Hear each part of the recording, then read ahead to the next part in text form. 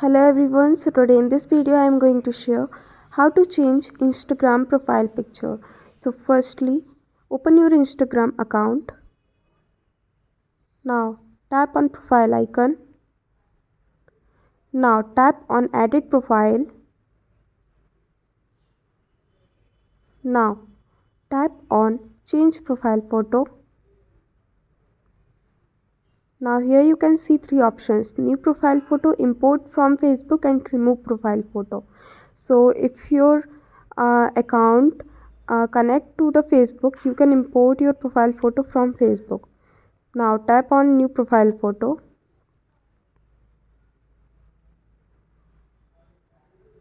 Now select the image or photo. Now tap on arrow option for next.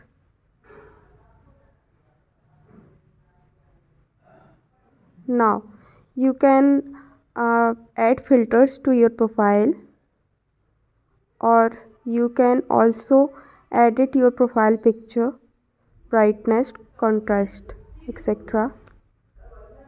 Now tap on next. Now tap on done, which is on the top right. So your profile picture has been updated.